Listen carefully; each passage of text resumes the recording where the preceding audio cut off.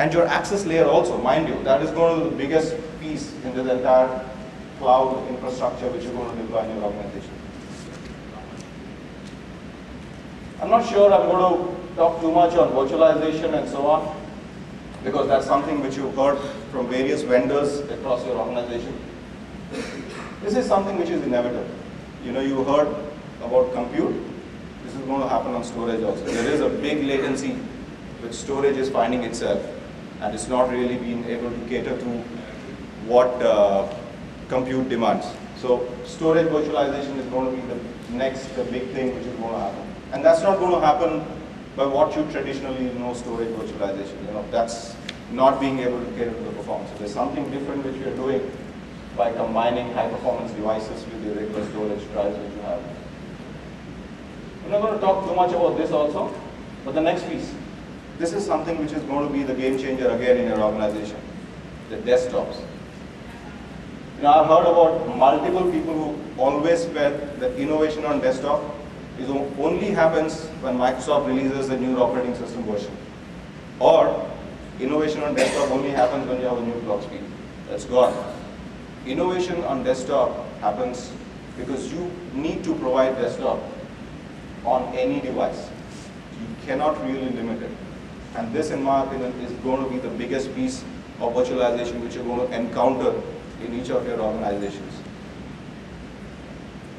So I really don't have too much to share. These are the next steps from our side. But I want to leave you with the vision we've been talking about for over 25 years. Network is the computer. And you know, it's never more true than today. We're sitting in this room trying to access our mails and office functions. That was a powerful vision when it was started off, right? And it still remains the most powerful. So thank you very much for your time. That's my email ID. For those of you who have any questions or who have any feedback, I'll be more than willing to take that. Thank you very much. Douglas Chuck.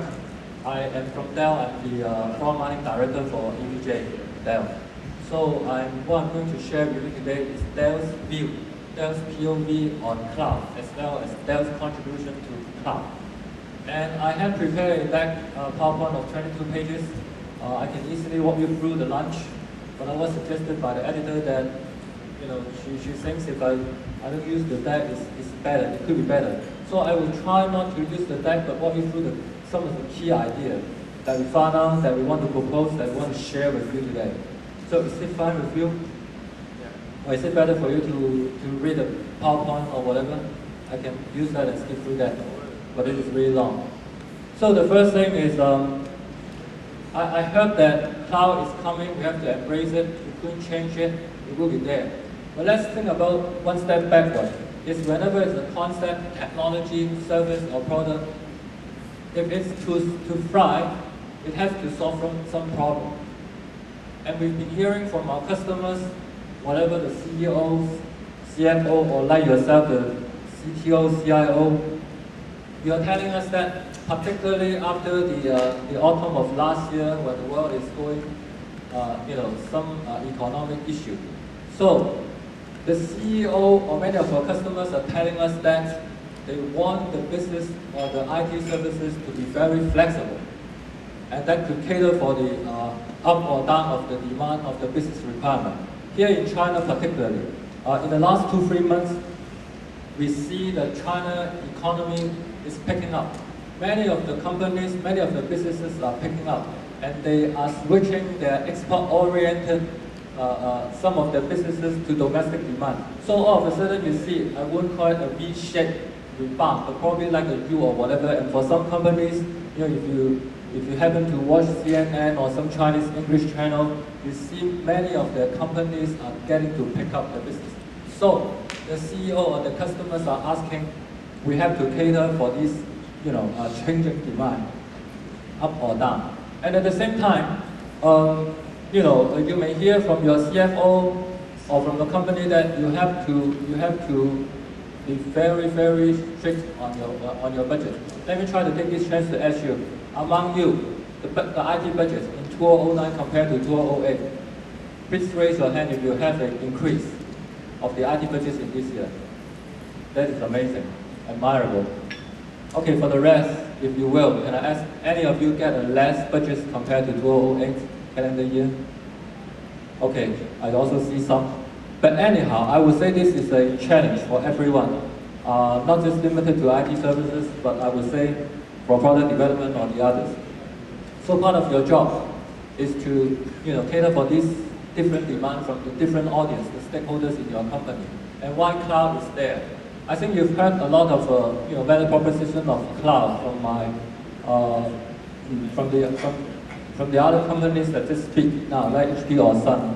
But what we see and what we hear from our customers, I think they should be captured in quite some sentences. The cloud will help you to reduce the capex initially, and then gradually will also help you to reduce the OPEX. That is something, I think, one of the challenges that we face. You have to keep or maintain your cost or your spending. But at the same time, in terms of the service provisioning, it has to be as scalable as possible. And like what you call a pay-as-you-go. So depending on how much you need, then you pay how much you want.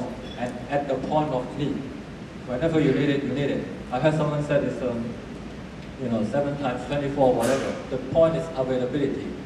The last one is choice. Now you have the choice.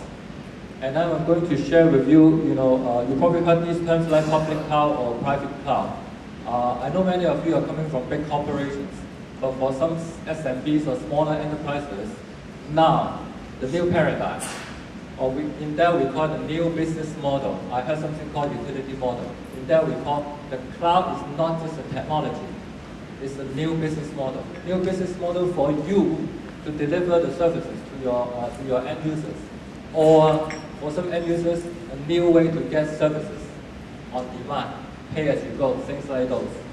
Okay, I mentioned earlier about the private and the public cloud. And I think different companies, they will have different considerations. For large corporations such as yourself or one of the largest steel companies in India, I think you're probably more concerned about security, availability, and performance. So likely, you will build your own car in-house, or you probably call it private ones. But at the same time, because of the scale, because of the opportunities, this kind of services, cloud services, is also available for the SMBs or for those who are more interested in the entry price or the cost of using the services. Simple to implement, simple to use, things like those. So, okay, and Dell, today's contributions, we are powering both of these. I just say two names. One is Salesforce.com, the other one is Google. I think you know this. We don't just sell them products or service. We tailor-make these hardware for them as well as providing them services.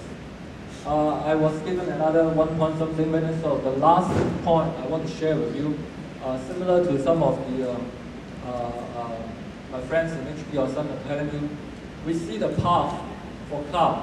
First, standardization. Second one, virtualization. You heard that. Last one is cloud, before you can really take advantage of the large scale from the cloud. Normally, you go through this standardization. I think you know that.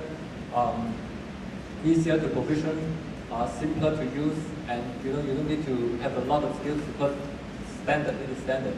Virtualization, I think it was mentioned. I just want to cite example in Dell.